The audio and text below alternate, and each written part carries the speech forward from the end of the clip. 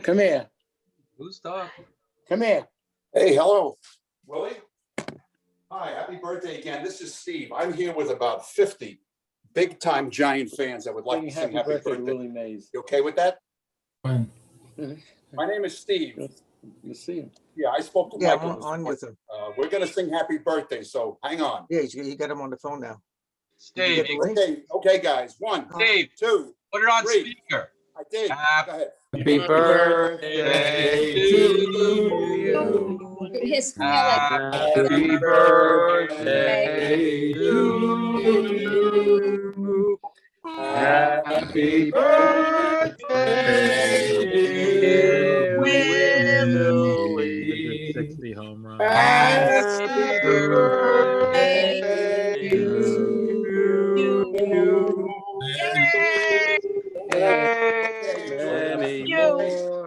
We love you, Willie. Love you, guy. We love you, Willie. Love you, Willie. You're our hero. Willie, take care. We miss you. We love you. Love you, Willie. Let's You had it. Well, he's saying happy birthday to somebody. Okay, I paused the thing now. No reason for it to. Dave, we're gonna start this about 5 after 7. Okay. We have like almost 30 people here already. I'm expecting probably like 40-ish, which would be nice. So. Okay. So Is my voice coming through? Yes, it is, Frank. Dave, go ahead. you want me to come back at about 7:03?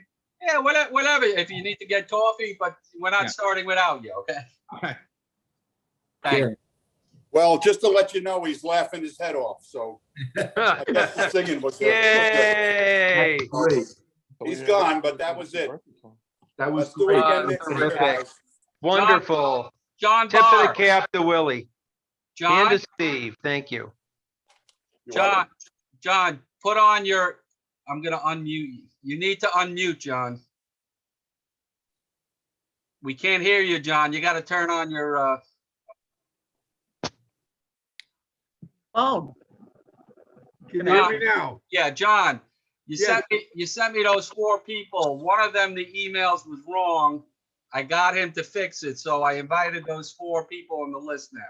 They're all Giant fans. One guy's mother lives here and she's in San Francisco. They're all now on the email list. Okay. Did you understand that about Eisenberg? Yeah, no, but that's all right. He doesn't know who I'm talking about. Well, he said he had the last name he heard of, but he said his name was Rocky. It might be a different person. Well, this is an old Jewish fighter. Oh, this guy, yeah, I don't know, but you know, that's what I Okay. got for you. Okay, thank you. You're welcome. I can't ask for anything better, more than that. Sorry, I couldn't give you a direct answer. Hey, Gary, Steve, the last thing I heard before I hung up, that's that guy Steve. He called this morning. So now the name is included. By the way, this is a great. that's a nice background, Mark, list. Mark, very nice. Good book, Mars. Beautiful, Mark. Great book. It's. I mean, it goes into all around. I'm leaving this meeting. I got it on mine. I got it on mine. Okay, you can go on. Yeah, that's so loud. Gary, yes. many people have Willie Mays autograph balls, and usually they have another autograph on them, and they may or may not have any great symbolism. This is a Mays autograph ball. It's a little hard to see, but it's from 1964. You can tell because it's got a Giles signature on it. This is an old ball. And it's probably written nicer too. Yeah, no, I didn't write the date on it, but the date is May 22nd, 1963. It was the final out of a game that the Pirates and the Giants played at Candlestick. And me and one of my buddies were sitting in the 90-cent bleachers, and those of you who know Candlestick remember the 90-cent bleachers. We were sitting there, and Willie caught the final out. And my buddy I admit he called for it. Willie, throw me the ball. Well, Willie threw him the ball. It landed in the wooden bleachers. It took one bounce and landed in my hands. I put it deep in my pocket, took it home. Now, I don't know if this is a semi-theft or not, but Greg didn't get the ball. I got the ball. And then later that summer, Willie was down at El Camino Park in Palo Alto, and I had him sign it. And just for kicks, I had Warren Spahn sign it. Very nice. This is a ball because of the story behind it will go to my oldest grandson upon my death. This will never leave. I hope everybody has a Willie Mays ball that has some great symbolism for them behind it. You know, there are probably more expensive Willie Mays balls, but none that have more meaning. And I hope all of you have a special Willie Mays ball and a great story behind it. But that's my Willie Mays story. I'm sticking to it. I have a Willie Mays story, not as great as your story, I can believe me, but my grandfather used to take me to the B'nai B'rith Sports Award dinner in New York and at the Roosevelt Hotel, and they had a whole dais of athletes, and Willie Mays was there, and then I got him to autograph my program, just like everybody else. But he took the time and spent a few minutes talking to me, and I was 10, 11 years old, and I'll never forget, there's the kindness that he, showed a 10-year-old, 11-year-old kid that he never met before. Yeah. Anybody remember the little black book called Born to Play Ball?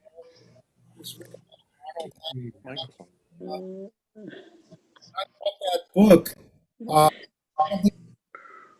Mars, your mic is not working. What happened to the cell phone?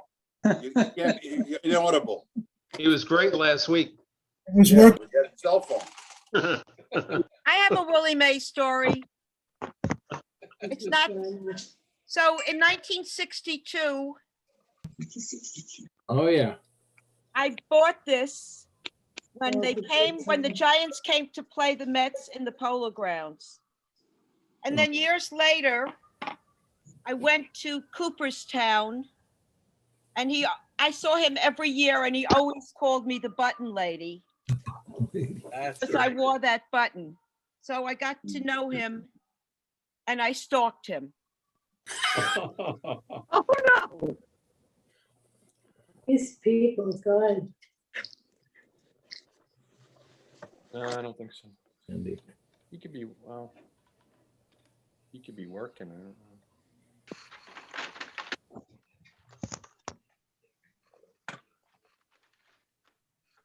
I remember at Shea Stadium, he had a pink Bruce, how are Lincoln you? Continental, and after the games, the kids would jump on the car. That's right. I remember that. Imperial, say hey 24. Pink. 20 years ago, I guess Mays was turning 70. The Phillies were going to honor him at their home game, and the Sabre Philly chapter was meeting that day there. And I made sure I got a seat by the door in case Mays was wandering around looking, because he wouldn't have known the insides of the Phillies park, the new park then. But he never came by. But Mays did go to my father's clothing store once.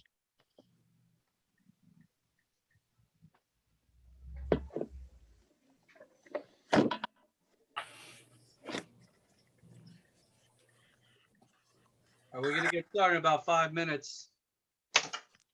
I have a Willie Mays story about a book called Born to Play Ball by Arnold Hanno. And we were at a game in the Polo Grounds, and that's when the fans were able to go out on the field. And I ran onto the field and I asked Willie to sign my book, which I still have. The whole binding fell apart, but I still have the book. Then with his signature as he was running to the clubhouse. Then I got his autograph again at Moscone Center at a baseball card convention. So I have a signed ball and I have a signed book that goes back to around 1955. Mars, it was Einstein who wrote the book. Okay, Charles Einstein, Born to Play Ball. Okay. Book on Mays. But the bottom line is It's still a he good book. signed the book.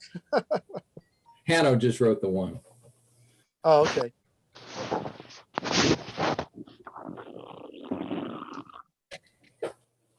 Hey, we got a nice crowd in here. There's over 40 people.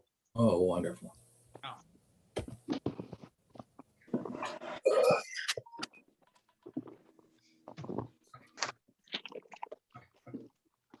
Hey, Charles, Yes. I came across an article about you. It was very interesting. The only problem with it was on The Athletic, and I only was able to read like the first paragraph and a half before it faded out. Do you want to subscribe? No, I have a subscription, Gary. I'm sorry? I have a subscription to The Athletic. If you give me the information, send me an email, I could get it for you. It looked very interesting, Charles. It is. Hey, Gary, Yes. the Times covered him today. The news covered him today. It was a national thing. You go on a Giants website, you think he's still playing. What happened to the Post? How come there was nothing in the Post? I didn't see the post today, so I don't know. Well, might be worth, He was call to also what's his name. on various television programs. Yeah, it's a big deal. It's huge. From morning Now till we night. sang happy birthday. I was even without dress rehearsal. I'm surprised he didn't hang up. My God, the singing was Steve, your singing was the worst. And You're right. Sorry. Steve, I'm going to tweet that version of Happy Birthday. It's going to go out on Twitter. Very good. No, it's There not. aren't too What many do you- no, groups. no, it's not, Steve. There aren't too many groups of like this that could say today they sang happy birthday to Willie Mays. I don't think so anyway. Nobody could do it with more feeling than what we showed. That's the, Absolutely, absolutely. I'm so glad his son was there. I don't know the relationship there. Maybe Rick does. I don't know. But it's it's good that he's there, and he was real chipper. He really was. His Good. hearing is just, his hearing is bad. But what are you going to do? That's the way it is. That's great news that he was in a good mood. That's great. Yeah, news. I mean, He's not not always always in a good mood. That's that guy Steve. He called this morning. Here's something for Renee Vargas. Yesterday, Sean Stewart showed up with a hat like Renee's. And I said, well, they never wore a hat with that white insignia in Old English. Notice the nuances on how the N goes up and then goes down, and the bottom of the Y goes down. So the Mets cap, the Giants never wore what the Mets have, but that's what Sean Stewart from HBO had. That's what Renee is wearing. That looks like a 40s Giants hat. Before they going into the 50s, it changed again. There was some slight evolutions of that hat during the black and all black and orange hat. It really subtle changes, but they're changes. Yes, cool hat, very cool. Hi. I'll Thank wait you. one more minute. Thank you for sharing that. Yeah. On a less important note, today's Jose No Altuve's worries. birthday as well. Okay. Yeah, that's he hit a fine. home run. Yeah. Boo's the right the New York phrase for Yankees that. fans serenade That's him all. again? Very I'm a sweet. Yankee fan. Yeah, he got it pretty bad, and then he hit a home run to shut everybody up. I still would have booed the hell out of him. They had no Why don't pitching. we get started? They had no Okay. pitching. All right, I'm gonna hit this. I'm gonna unpause us. Houston conference a few years ago, you may remember that I won the auction to throw out the first pitch. Well, the day before that, I was at the University of Houston going through an archive of the public relations executive who helped launch the Colt 45s. And in those papers, I found a treasure trove. Demographic studies, letters, memoranda, breakdowns of ownership, who owned what percentage, that you just don't find online. So it was well worth the day of skipping presentations to go to the university and just pour through whatever I could find. How did I do the research? Basically, as any scholar in the room will tell you, you have to start with the Hall of Fame. You have to start with the Giamatti Research Center. So I spent 6 days. I split it up into 3 days each, 2 trips. And University of Houston, I mentioned, I went to the John Glenn Archive at Columbus, in Columbus at the Ohio State University, and of course the JFK Museum in Boston. So it's really for those who are too young, like myself, to have lived through it or remember it. It'll give you a peek into what life was like in 1962. And for those who lived through it, you may find that it triggers some memories, and it will remind you of what life was like, what the culture was like, what happened after the Cuban Missile Crisis, what happened when Jackie Kennedy gave her televised tour, what was the 3-game playoff like, what was the World Series like, what were the Mets fans thinking, what were the Mets thinking when they were losing 120 games, which is astronomical. How did Houstonians feel about getting a major league team? What happened to the Buffaloes, this great minor league institution? So you get a sense of that, plus the popular culture. I was able to interview people like Joe Barbera's daughter, Hanna-Barbera. They were the kings of animation, from the 60s through the 90s. Don Drysdale, I interviewed Kelly Drysdale, who's his daughter. And I interviewed Maury Wills. That was probably the biggest thrill during the research, was interviewing Maury. And, I hope that you buy it. And if you do, I hope that you'll give a review on Amazon. I think it's a good read. It's a beach read. There's some nostalgia, there's some history. And for baseball fans, it combines everything. What could you tell us about the 62 series with the Giants and the Yankees, and the playoffs, the Giants and the Dodgers? Well, it's interesting because when I went through it, I realized that they hadn't had a playoff since 1951, and I had to be reminded that they didn't have playoffs till the late 60s. Because when you see an NL playoff and how rare it is, that was a little jarring. Because of course I know the 51 playoff, and I had forgotten about the 62 playoff. And the fact that it was in Dodger Stadium made this rivalry even more potent, because now you're in a new stadium. Dodger Stadium was, I believe, was modern then. It looks modern now. So when you have a O'Malley putting this ball club in a stadium that's in the mountains, and it's 20 minutes from downtown LA, and it just looks beautiful on the television screen. Couple that with San Francisco and Candlestick Park. The thing that jumped out to me after I finished the book, Gary, was O'Malley gets a lot of credit for moving to LA. Stoneham gets 0 credit for moving to San Francisco. And there's a book out now called 40 Years a Giant, which I hope to add to my summer reading list. But the Dodgers won in '59. They won the World Series. And people make a big deal. Second year on the West Coast, and they win. Well, the Giants were only in San Francisco for 5 seasons before they went all the way and almost won. As that Charlie Brown comic strip says, why couldn't McCovey have hit the ball just 3 feet higher? And then there's the one a few months later where he says, why couldn't he have hit the ball 2 feet higher? So I learned a little bit more about popular culture than I intended, because when I was a kid, I remembered reading that, but I was 8. So my knowledge of baseball history wasn't as in depth as it became later on. Dave, we see the book in the background. Do you got either a hardcover or a soft cover that you can hold up to the screen?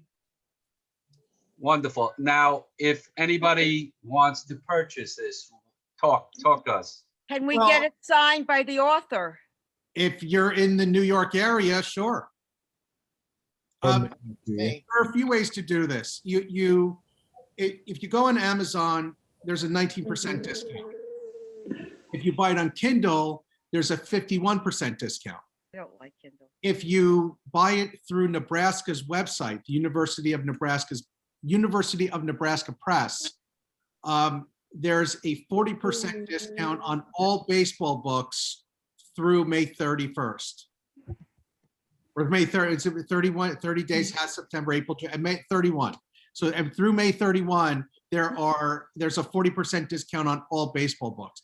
But you can only put a review on Amazon, I understand, if you buy the book on Amazon. I don't know if that's true anymore, but my understanding is that it's true. I got one last question before I Yeah. turn it over. What made you choose 62? Since it's And be- popular, Oh. since it's popular culture, 63, Kennedy got killed. Why 62?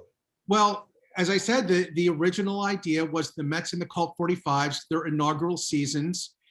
It was initially titled The Amazing Season, based on Casey Stengel's amazing clip. And when I saw this unbelievable fodder for a book, the first thought through my mind was, someone's done this already. And I found books on 67, 68, 69, 73, 86, 1921, 1927. I hadn't seen one on 62.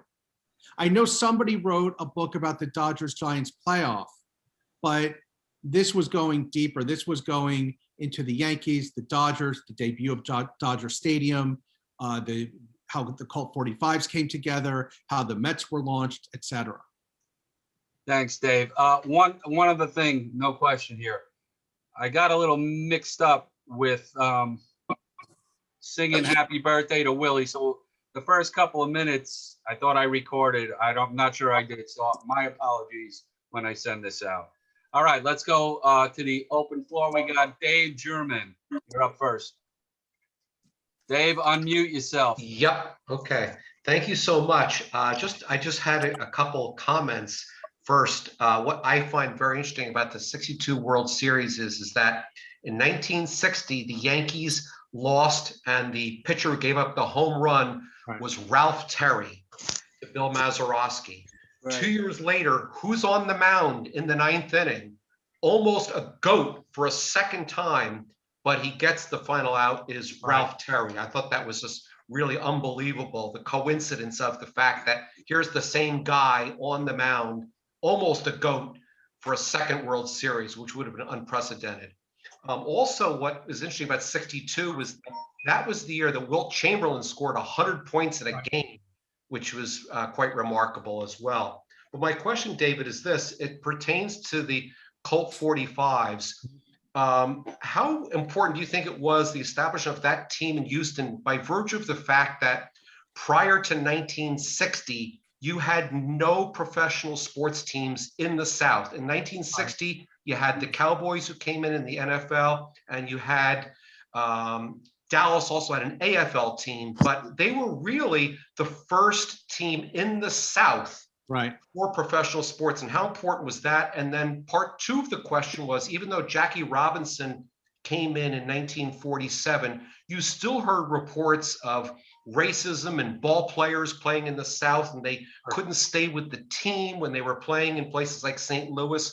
Was any of that happening in 62 in Houston to the black ball players? I didn't delve too much into that. It came up from time to time, but I think culturally it was incredibly important for Houston because you also had the space program. So Houston became a major city when the space program emerged, and then couple that with this major league ballpark, and 3 years later, they get the Astrodome, extraordinarily futuristic. And regarding civil rights and race relations, Chapter 8 concerns 3 women, and one of them is Dr. Mary Early. Someone had suggested to me to write about James Meredith, who was the first Black student to enter the University of Mississippi. But I cannot add any value to Mr. Meredith's story. It's been done. It's been done by him. It's been done by documentary producers. It's been done in other books. So I found that Dr. Mary Early was the first Black graduate at the University of Georgia. And her papers are there. I went down there for 3 days, and it's like living on a different planet. There's one on the left. Okay. It's like living on a different planet. And when I interviewed her, she said, do you have the report?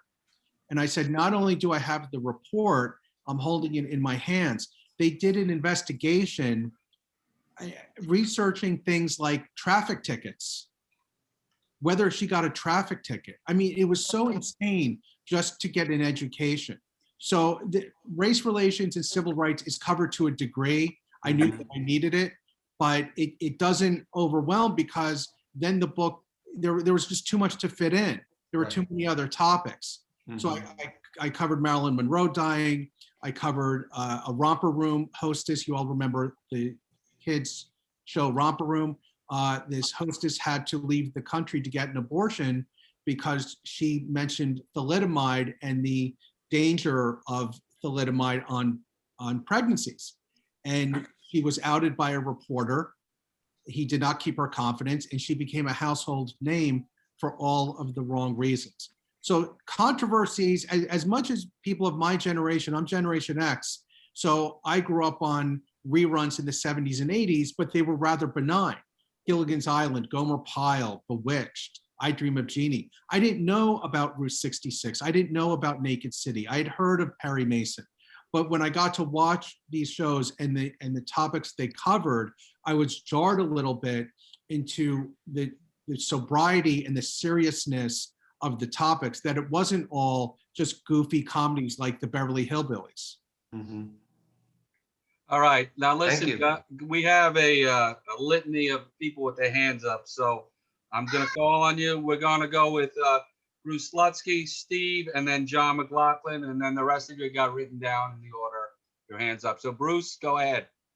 Yeah, hi, David. I bought the Kindle version of the book, and I'm halfway through it. I'm through June now. So when I read a book, I always look at the acknowledgements. And I'd like to thank you for acknowledging the librarians who help you out, especially the librarians at the New York Public Library. I don't know if you're aware of this, but Gary's father, Lou Mintz, is a legend at the New York Public Library. I didn't know that. I didn't know that. He passed away, but he was there for like close to 45 years. Yeah, but I have kind of a little bit of a peripheral question. So it's obvious that you did your research for this particular book before the pandemic. Have you found it very frustrating to do research, not being able to access printed resources for the research you're doing now? Well, you know, from my experience with the Saber Games project, I would do games and get information from microfilm of the New York papers. If it was after a certain year, there were only the Post, the News, the Times, and Newsday. But if I'm writing about games from the 20s or 30s, I could get a litany of newspapers on microfilm at the first floor microfilm room. And that's cut off. So when I'm doing the Saber Games articles now, I'm limited to the Times and the Daily News and AP or UPI, whatever paper used that that wire service. But I much prefer to get more, as much as possible, and it is frustrating.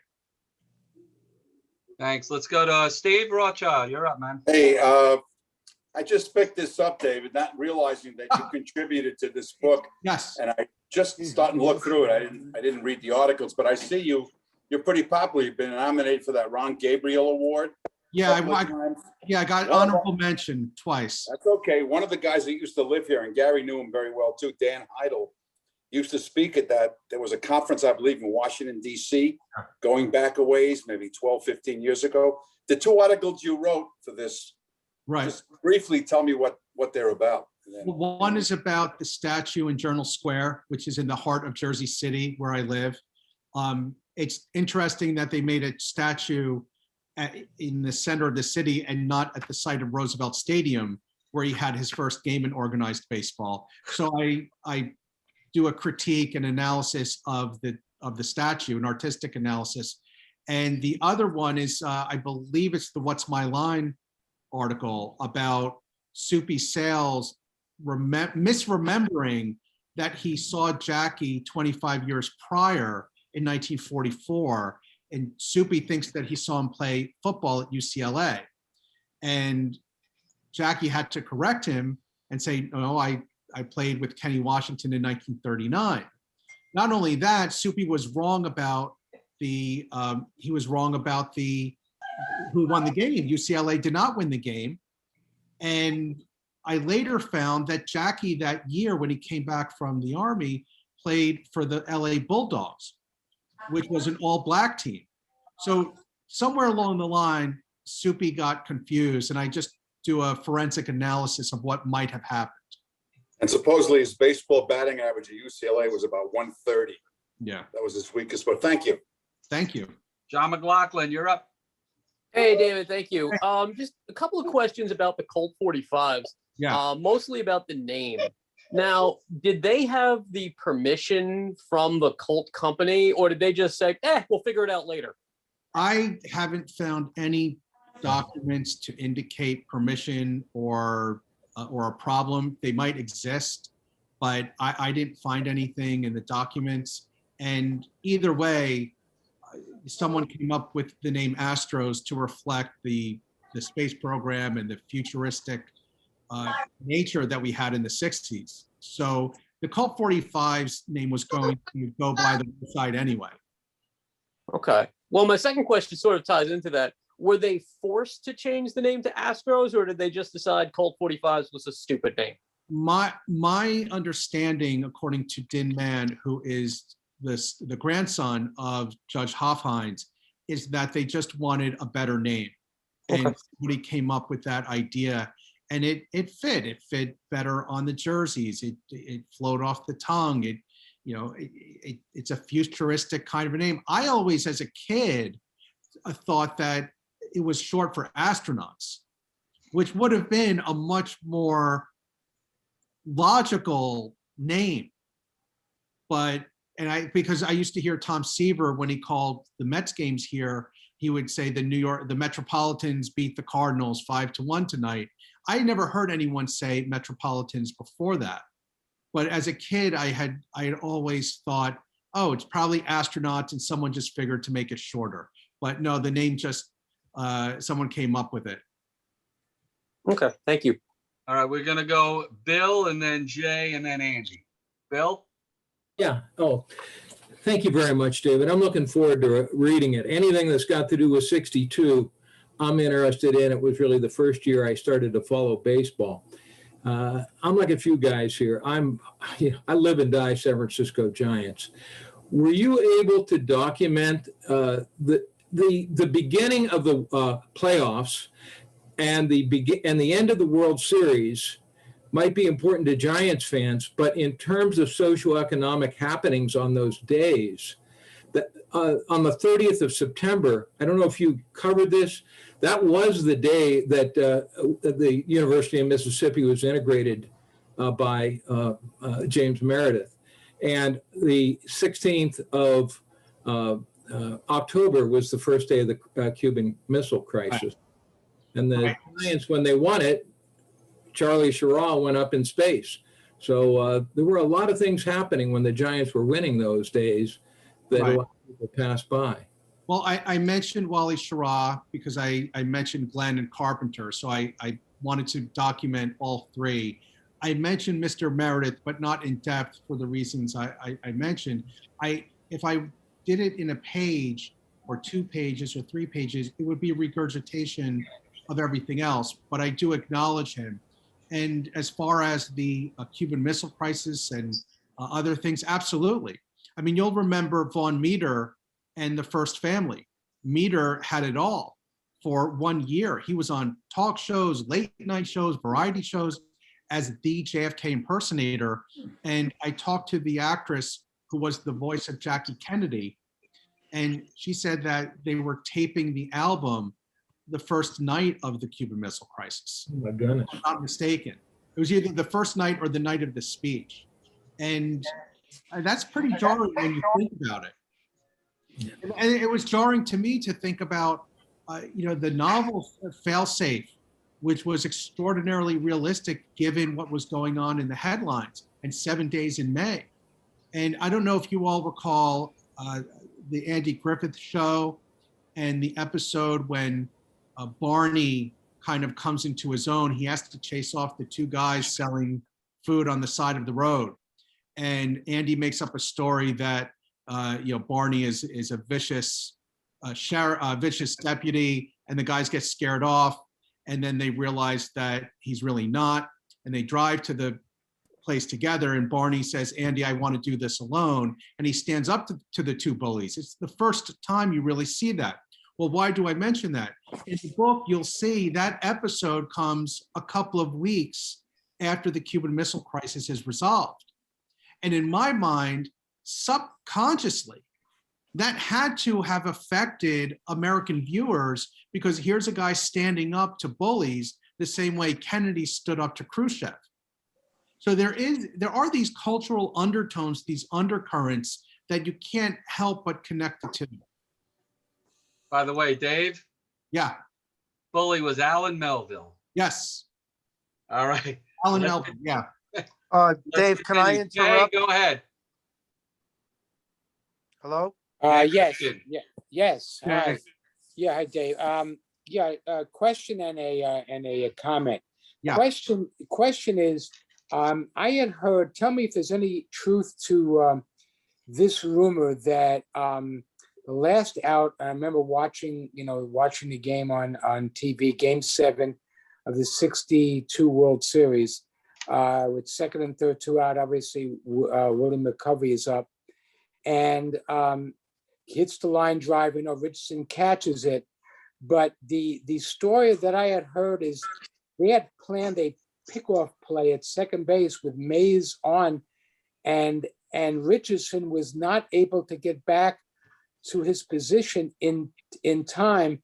He'd have played McCovey more to pull, and he winds up being in the exact spot where McCovey hits that line drive. Do you know anything about that? Have you ever heard anything about that? I haven't heard the pickoff story, no. Okay, yeah, and I just wanted to comment about the first series that the Giants played in New York. Very unusual. I was there for a very unusual scheduled Saturday doubleheader. It was a Friday, a doubleheader Saturday, and a game on Sunday. And two things stood out. One, that Mays hit one totally out of the Polo Grounds in the first game.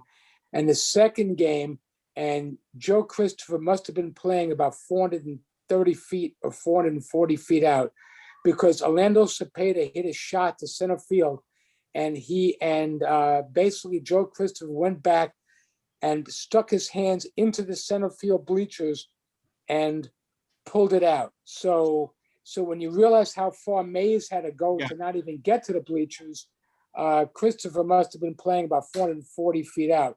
But I remember those two plays, and I remember how unusual it was that there was a scheduled doubleheader on Saturday. I don't remember too many of those, but that was the first time that the Giants came into town.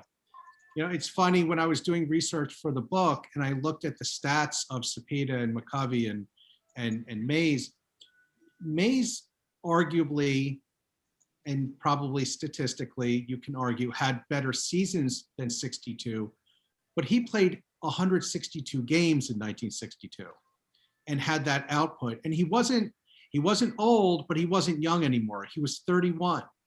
So when you think about a 31-year-old guy going out every single day without a day off, it's incredible. And he crushed, what was it, 49 home runs, something like that? Right, yes, he did. Just unbelievable. Yeah, I mean, what's also amazing is that the Dodgers had gone 3 games in a row without scoring a run, and the Giants had them 5-0 in game 2, and Jack Sanford, who was their big pitcher that year, won 24 games, 24-7. He had him 5-0, and after 5 games, he had a bad cold or something, and they took him out. Dodgers hadn't scored in 3.5 games, and the bullpen came in and gave the game away. They wound up scoring 8 runs. Yeah. All right, let's continue. We're gonna go with, here's the pecking order right now: Andy, Dave Lippman, Ed, George, and Mars. Andy, go ahead. David, it sounds, it's a fascinating book. Just one question. Is there anything about President Kennedy's speech at Rice University, why we go to the moon speech? I do cover that, but I also cover that he wasn't really, space was not a priority. I mean, it wasn't even in the inauguration speech until later. And there's a YouTube clip of him, it's an audio clip of him talking to his science advisors about space. And he says, why are we spending 7 billion on space and we're spending 7 million on making drinking water out of water? So Is that the one, I'm sorry, where he says we're all mortal? You know, something like that. But he wanted, he said, look, it's a political thing. We have to beat the Russians. We have to find out what's going on up there. But I don't think it was the priority that other people think it was. At least it wasn't at the very beginning. But that Rice University speech is just incredible. Yes. It's one of my favorite Kennedy speeches because it's so local. That's a perfect example of knowing your audience. When he says, why do we do this? Why do we do that? Why does Rice play Texas? Yes. And then you hear the big cheer. That's a perfect political move to align yourself with the crowd. Well, you know, for those who may not know, you know, Rice is a great academic school, Yeah. but they can't compete with Texas, especially back then. And Texas won the national title, sadly, you know, the year President Kennedy was killed. Right. They won it in 60. And they were awesome under Darrell Royal and Rice. He had another speech right. here at Yale, which it doesn't really come across when you read it on paper, but you can get it on the Kennedy Library website. And he lists all of the different Yale advisors, all of the different alumni from Yale that work in his White House. And then he makes a tongue-in-cheek comment about William Buckley. It's just, we've lost that in America. We've lost that sense of humor. You know, just, I know not to be political, but no matter what you may have thought of him, even Mr. Nixon, if you watch that debate, right, any of them, they were both so eloquent. Well, Andy, it's funny you said that because I say to people, if they're depressed about politics now, they should watch 5 minutes of any one of the Kennedy-Nixon debates and how articulate they were, how knowledgeable they were about the issues. They weren't scoring points. I mean, not to go off on a tangent, but they didn't have an audience. If you didn't have an audience, you wouldn't have this nonsense with cheering and booing and one-liners. You would actually have a debate. Thank you. Thanks, Andy. Dave Lippman, you're up. Dave, thank you for joining us. I've had the good fortune. Thank you. I've had the good fortune to edit your material for Saber, which is very well done. So I think if this book is as well done as the articles I've edited, it's going to be a hot number. Yeah, I'm curious about what you learned or what you had to say about failsafe and 7 Days in May, because you know that was the year of the Cuban Missile Crisis. Right. And you know, nuclear war was in a lot of people's minds. People were building bomb shelters in their backyards. You know, what was your epiphany? You know, what did you just say about that? What was your epiphany from reading about how nuclear war was being turned into major entertainment? You know, 7 Days in May became a movie, and they'll say both became movies, and then we got a couple of years later, we had Dr. Strangelove. Well, it was really a case, David, of exploring these sobering topics, as I said, and you had One Flew Over the Cuckoo's Nest also, which debuted that year and showed you about mental illness. Regarding Failsafe and 7 Days in May, they were extraordinarily enjoyable to read, but when I'm reading it, I have to put myself in a 1962 mindset and say, oh my God, this is what people were reading after dinner, after they just watched the evening news. And now to escape it, they're going into a fictional universe where some really bad stuff might happen, you know, at the same time. Interesting.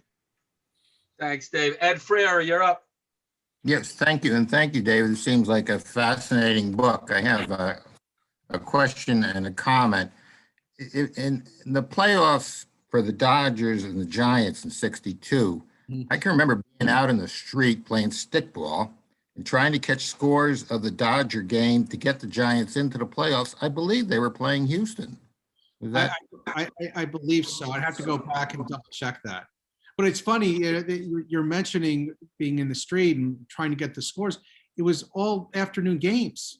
The games weren't in prime time. This was a case where the country was unified. It got less unified as time went on, especially with sports. And now you start at 8:30. It's ridiculous.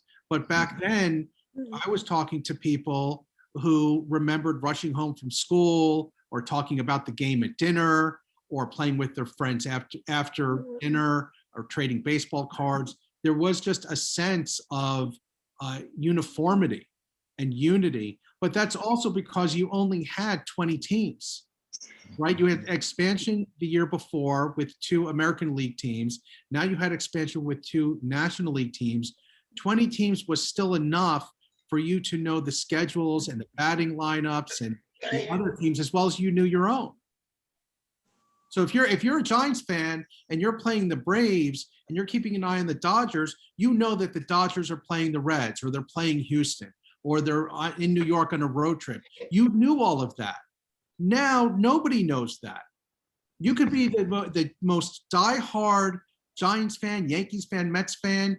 If I asked the diehard Mets fan, who are they playing tonight? The Phillies. Great. Who's Cincinnati playing? I don't know. Let me look it up on my app. Yep. The other thing I want to comment on, I like your colors, black and orange in the book.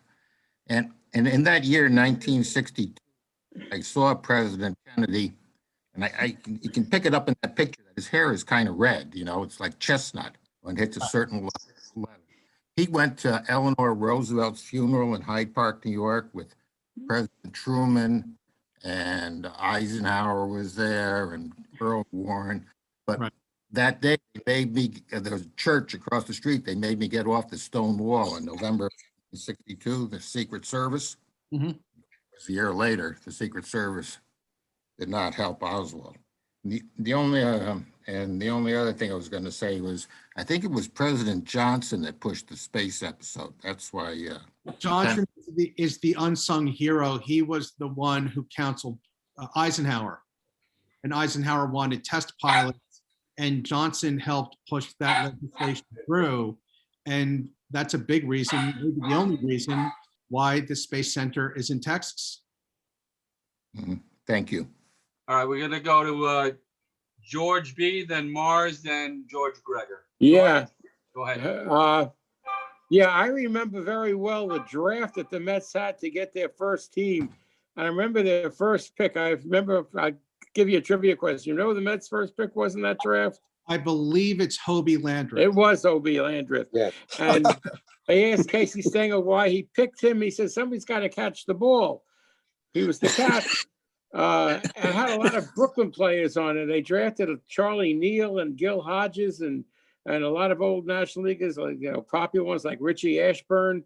I think Pumpsy Green was on that team, and it was really Roger Craig was another Brooklyn Dodger. And I remember the first game they won. I think they lost their first 9 games. I think Jay Hook was the first pitcher that won a game. Yeah. Yes, that's correct. And I went to one game that year. I think it was at Polo Grounds one time in my life because I was a Brooklyn boy, and the Mets played the Dodgers. It was a Friday night game, and Drysdale pitched. The Mets beat them that night. Yeah. That was pretty exciting. I remember sitting out in right field. It was far, far away. The place had 50,000 people. It was great. Great day. I was just finished doing college then. There was a Great quote time. that I found, and I almost named the Mets chapter with this quote. It was something along the lines of, I hate to leave a baseball game in the middle, but I hate to stay and watch them lose. So it's something along those lines. I mean, New York was crazy. The whole newspaper was all about the great losers, and it had a culture. It was just something lived through and enjoyed it in a crazy kind of way. But the Mets at the beginning were not drawing. I think they had 10,000 people at their opening game. It was a rainy day, I think, but Yes, they didn't have big crowds the first day they ever played there. It was a novelty, but they also had novelties that they introduced, like Banner Day. Banner Day, yeah. They had a mascot, Homer the dog. There was another mascot, Metal, the mule. That was in the 70s. I remember him. Okay, so things were new and fun. Banner Day. Wait, no, Yankees aren't going to have Banner Day. They're not going to let people walk on the dirt with homemade signs on bed sheets. That's just not going to happen. Thanks, George. Mars, you're up. Okay, hi, Dave. Thank you for joining us. I hope you can see the jersey I'm wearing. The Houston Colts 45 uniform with the long coat. Peacemaker. Can you see it? Yes. Okay, well, I wish they would have never changed the name, but I wanted to mention a few things. When I was in Cuba, I was covering the music while I was with journalists from UPI, Reuters, and AP. Were interviewing people from town to town on the island about what they thought about the President-elect Trump lifting the embargo. And I was there when Castro died. We went to the Playa Giron, which is the Bay of Pigs. And then after we had a brief relaxation snorkeling, we went across the highway to the Museo Giron, and our guide was a military person. And he said, we would like you to see this documentary from the Cuban point of view. And I after the film, I said, well, we have freedom of speech. So we know what happened, and that Kennedy pulled back the ships after many of the insurgents were killed or captured. So that was quite an experience to see that documentary. It was actually real footage. I also want to recommend a few books during the written, in the 50s and 60s. The Brothers about the Dulles brothers, The Power Broker about Robert Moses, which has to do with the Giants and Dodgers not being able to get a ballpark built in New York.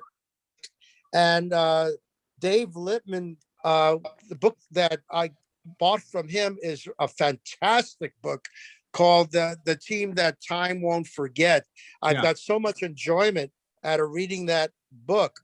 I want to thank you again for being on our Zoom meeting. Thank you. I wouldn't want to be anywhere else. Thanks. Let's go to George Greger. London. Hey, gentlemen, how you doing? I got a Ralph story, a Ralph Terry story, and a Richie Ashburn, Willie Mays. I was at the Westchester Country Club one day when the visiting pro was Ralph Terry. At the end of the day, when we were having dinner in the grill or wherever, I went over to Terry's table and I asked him whether Ralph Houk had any second thoughts about pitching or walking McCovey. And Terry said, no, he was going to pitch to McCovey. The other story was in '62, Richie Ashburn, when he was a Met, and we were sitting in the center field bleachers in the Polo Grounds, and Ashburn used to choke up. He wasn't noted as a long ball hitter, right? But he hit the ball very hard. He hit a ball. We were sitting behind Mace. We were looking at his back. Ashburn hit a line drive so hard it skipped past Mace in center field. I think it went for a triple. It was amazing. Also, Ralph Branca lived out his last days at the Westchester Country Club. Right. I invited him to write the intro to one of my books, but he wasn't in shape to do anything of the kind. So, Is it over? Anyway, thank you. I look forward to getting a copy of yours. Thank you. Great Greg Prince, you're up. Hey, David. First off, it's a great looking cover, and I realized it's JFK inside a stadium named for his brother eventually, which makes it kind of spooky. Right. I'm curious. we're talking about writing about a year that took place almost 60 years ago. How do you feel from a research standpoint, striking a balance between that kind of distance and proximity?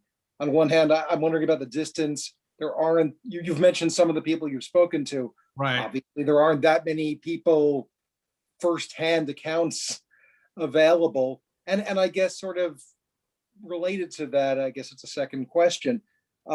If somebody said to you, hey, David, we'd love you to write a book about 2018 or 2005,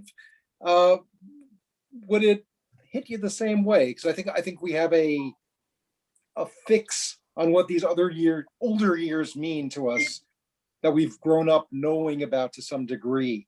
So I'm just curious from that angle of proximity versus distance. Well, whether you've lived through it or not, if you're documenting something that you don't have firsthand knowledge of, you only know what's in newspapers or magazines or other books, you're going to get that first person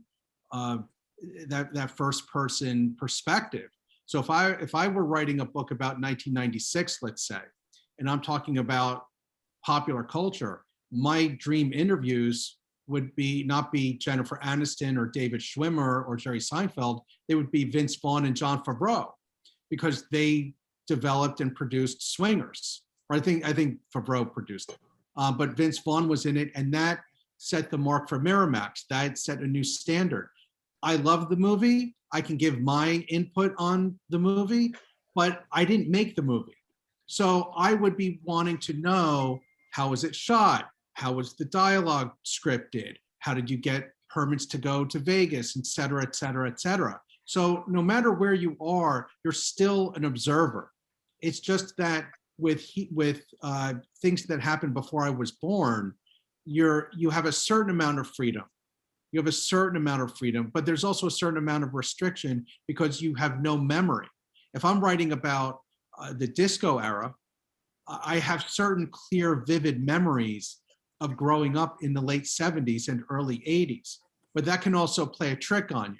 You can't take what your memory is as gospel only if you're talking about your memory, but someone else might remember that event differently. Obviously, people are going to remember October 3rd, 1951 differently depending on which team you rooted for, right? People are going to remember the 78 AL playoff differently, whether you're a Red Sox or Yankees fan. So there's a kind of a lengthy explanation to your question, but the bottom line is, if you're getting first person perspectives is key no matter what year you're writing about. You mentioned Maury Wills being a great thrill to talk to. Was there anybody else who really surprised you? And for that matter, was there anybody other than, obviously you can't talk to JFK. Gosh, I wish I had gotten to them. There we go. Well, Koufax. But I mean, I have as much chance of getting to Koufax as I do of pitching for the Mets. So not going to happen. Some of the people are no longer with us, but if you're talking about people who are, Koufax would have been one. I wish I could have gotten to Max Baer of the Beverly Hillbillies. I tried. He was not around. I talked to Betty Epson's daughter, which was very helpful. I talked to the daughter of the family that owned the house in the exterior of the Beverly Hillbillies. Ball players, I talked to Jay Hook. I would have loved to have talked to more ball players from '62, but they either weren't interested or have passed on. Okay, thank you.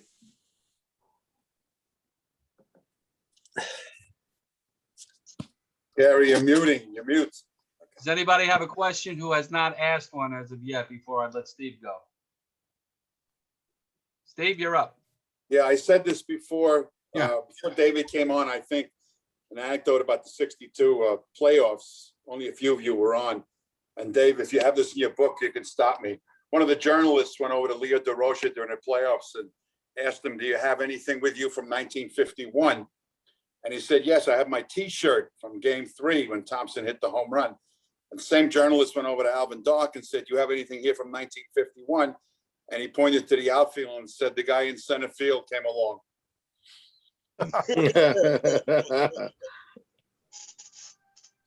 Before we take any further questions, if there are any, Dave, you want to once again highlight your book on how one would go about purchasing it? Well, Amazon or University of Nebraska, I can't even speak. University of Nebraska Press's website.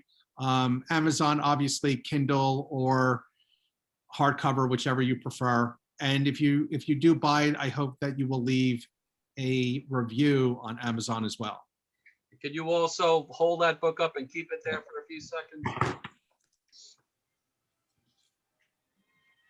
There you go.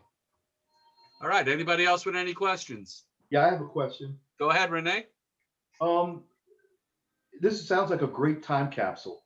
Yeah. Anything musically that changed with the times? Well, that really intrigued you, that you thought, wow, that's just interesting. That's an interesting turn of events. You know, the style of whether it's rock and roll, jazz, whatever. Because of the length of the submitted draft, I had to cut down quite a bit. I had to cut out about 65 pages from the original. And there were debuts of a couple of bands. I don't know if you've ever heard of them, the Beatles and the Beach Boys. Yeah.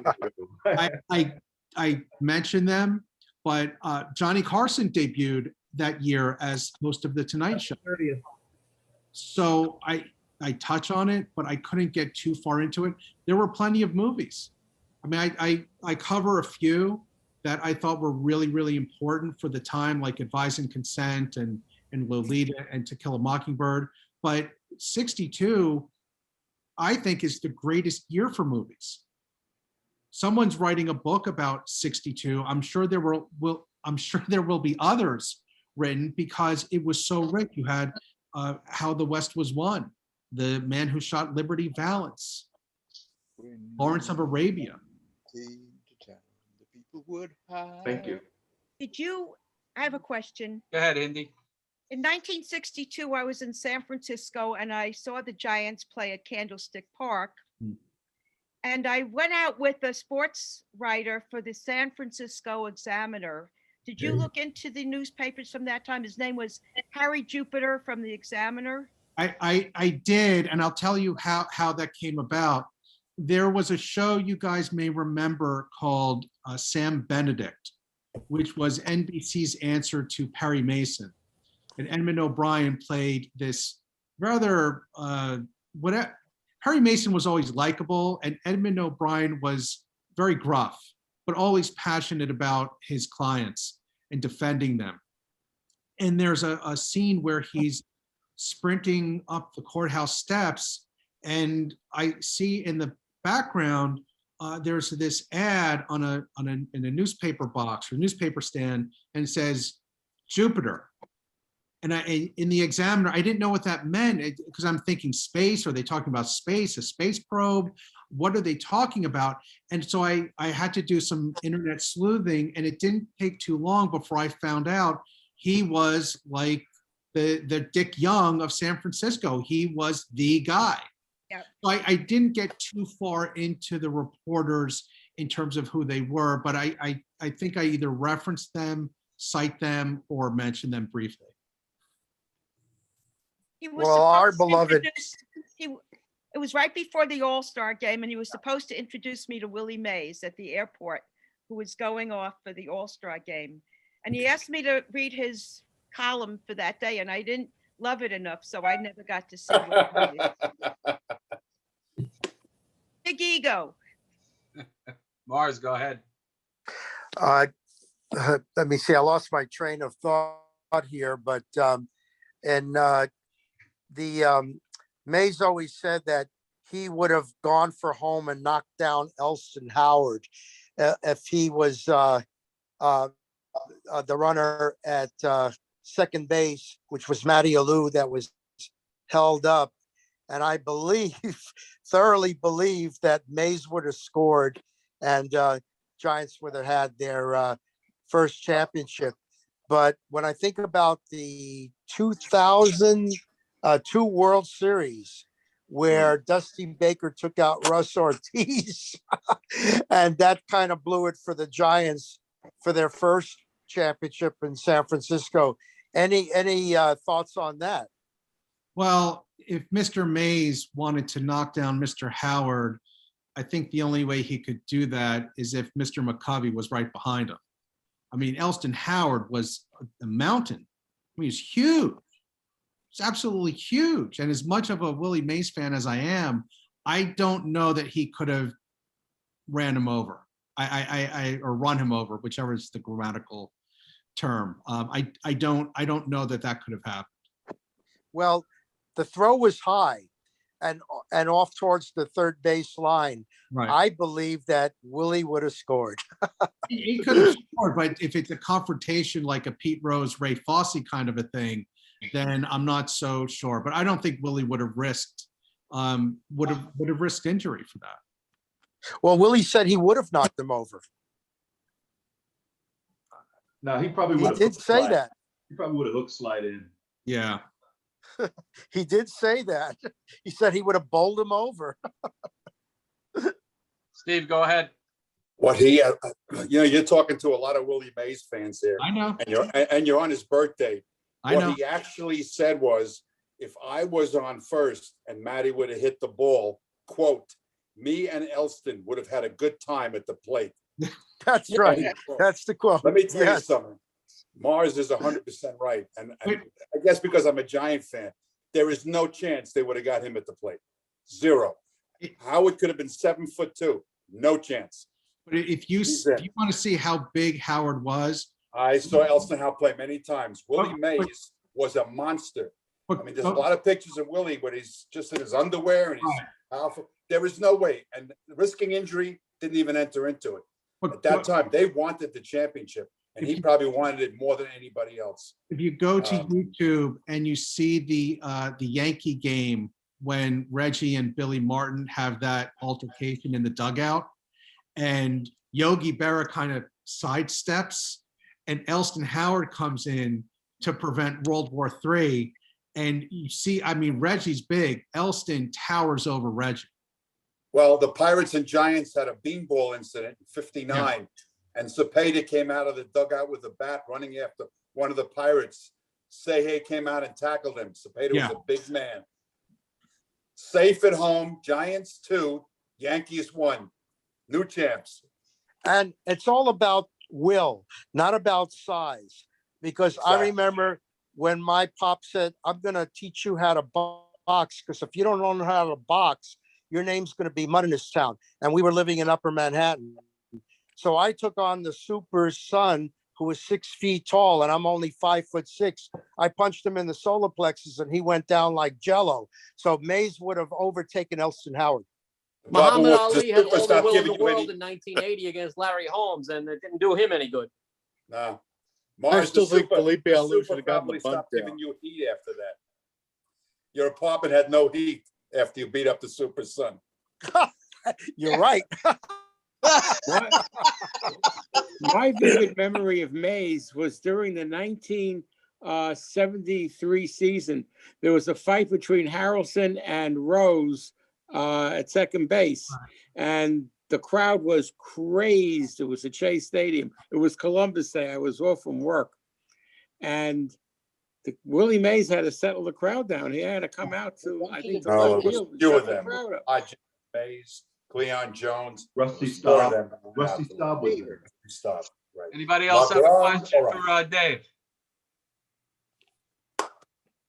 Dave, we can't thank you enough for Thank you. hopping Terrific, aboard. wonderful. Thank Great you, Dave, job. very much. Very, not only baseball, very entertaining, and there's no question about your intellect on the subject. So let's all give it up for David Krell. Thank you, Dave. Thanks, Dave. Thank you. Dave, you're always welcome to join us on Yes, thank you. future Zooms as a guest. So just hop on board whenever you want. But thanks you so much again for stopping by. Likewise. Wonderful night. Really appreciate the opportunity, guys. Guys, Thank have you. a great night. I will stay inside, keep the door open. I'll close the door when everybody leaves. Next week, again, the Zoom meeting will be on Wednesday with Alex Pavlovich, Giants reporter for Same time, 4 o'clock Pacific time? 7 o'clock Eastern time. That's correct. 4 o'clock Okay. Pacific time. A world of knowledge. This guy was very good. Dave, David, That real was good. great. Yeah, absolutely. Dave, Great it'd be stuff. great if you're still here, Dave, because as we go through these meetings, if there's anything, any insight that you could add into culturally, 62 or anything of your research, that would be a helping hand, especially pop culture. Where's my buddy Norm Coleman? He's my new buddy. That's my research. The underlying premise of the book, the through line, is progress. This is when everything turned for America. This is when the space program turned. This is when Hollywood turned. This is when baseball turned. Everything was moving forward. And the optimism was limitless. Talking to people who grew up, either older folks or kids, they just thought the sky was the limit. People, teachers bringing TVs into the gym so they can watch the Mercury launches. I mean, that really solidified as the country. You all felt like you were part of something, and we're so splintered now that, Greg mentioned going back and versus something 10 years ago or 100 years ago in time. This was just a real peek into what life should be like. And I kind of caught the tail end of that, because as we got into the 80s and then the 90s, our entertainment options splintered, our sports options splintered. You now have packages where you can watch the NFL games, but only when they're 10 yards or less from the goal line. So you just get it. You're not even in the game. You just get the highlights. Which, if that's what people want, that's great. But there's no sense of anticipation. Chubby Checker, the twist, was that 62? Chubby Checker, Little Eva and the Locomotion. The twist is covered in chapter 1, and I am not going to tell you about the player who is identified as doing the twist and quoted in the Sporting News, but it's in the book. Give us the quote, maybe then we can figure it out. Just something like he does it with his family. It's good exercise, something like that. Okay. But it's someone It's not like the 25th man on the roster. Ah. And it's neither one of the Bob Millers for the Mets. I have a guess, but I don't know if we're supposed to guess. Go ahead, Was Charles. it Joe Pepitone? No.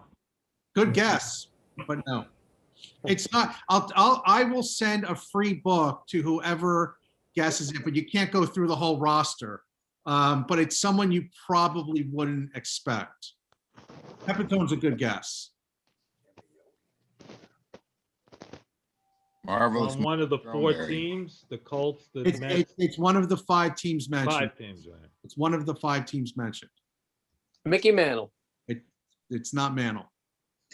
That's certainly not Yogi. When I was in yoga, I was saying the same thing. Not Yogi.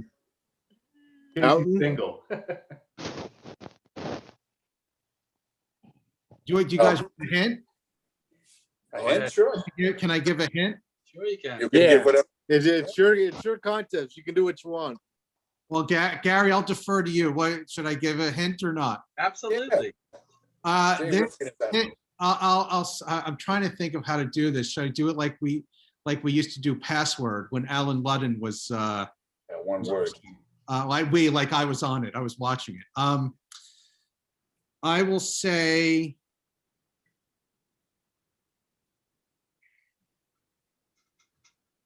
this player was also on the Dodgers. Gil Hodges. No, he was not on the Dodgers when he made this quote, when he gave this quote, but he was on the Dodgers at one point in his career. Roger Craig? Not Roger Craig. Ralph Branca. Not Ralph Branca. Duke Snyder. Not Duke Snyder. How about Don Zimmer? Not Zimmer. Neil. Bill. He was not on the Dodgers. He was not on the Dodgers when he made the quote. Bill Skowron. So he was on the Dodgers previously, and then Who he just was said- on the who Mets just with said the Skowron? Astros. Me, Andy. Andy, yes, it's Skowron. Way to go, Hey, Andy. good job, Andy. Andy. All right. Skowron, yeah. But the twist is also a bit of a through line in the book, because it's in a Barbara Eden guest spot on a show called Saints and Sinners. It was in an episode of Route 66 where Buzz and Todd are hanging out with surfers. It was in the Twizzle episode of the Dick Van Dyke Show, which happened in February of '62. So all of these things it's so culturally important because TV reflects what's going on in real life. And people say, oh, well, it was a ripoff. I don't think it's a ripoff. If you're creating a fictional universe, you need to find out what the hallmarks are to make it that much more believable, right? I mean, I watched SWAT. Okay, SWAT, these guys are not going out every single day and shooting and taking down hostage takers and so forth. But some of the present day political issues are being discussed on the show. So if you watch SWAT, did you watch The Rookies? What's that? If you watch SWAT, what about The Rookies? I mean today's SWAT. Oh, okay. The I SWAT. thought you meant the 70s. No.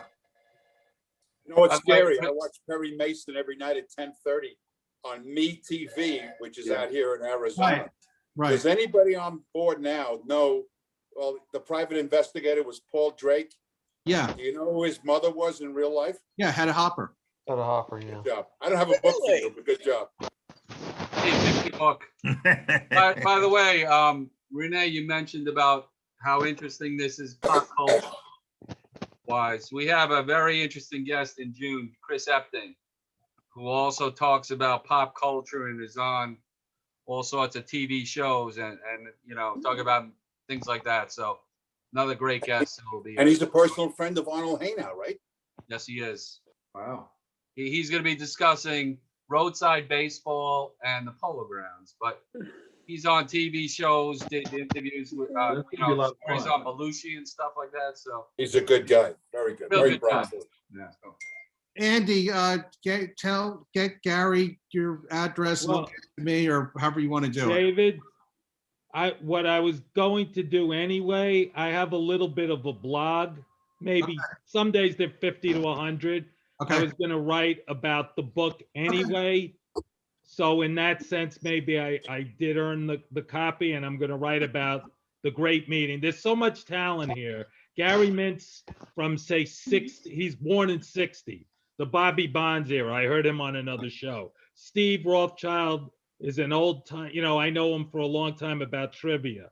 So I'm definitely going to write a very positive review about the whole night. So if you send the book as well, that's a bonus, but thank you. Absolutely. Hello? Dave, I got one. I will get Andy's email to you, and then Andy can send you his address or whatever. Yeah, we'll do it that way. Okay. Andy, who were the two Rockies on the 1953 Dodgers? It was Oh, Nelson, 1952. Bridges, 1952 Rocky. Two guys Nelson, with nicknames Bridges, Rocky. What is it? Nelson or Bridges. It's all. Send him another book. Send him another book. All right, Dave, again, thank you. I got Dave one. was fantastic. Frank, what's the matter? Frank? What major league pitcher ended his career with the original Mets and was later elected to Congress? Vinegar Mazel. Right out. Vinegar Mazel. Right. Frank, send him a book. All right, guys, let's wrap it up. Have a great night, Dave, and Thank you. we will see you guys next week. Take care, guys. Be well. Gary, Thank you, real- Dave.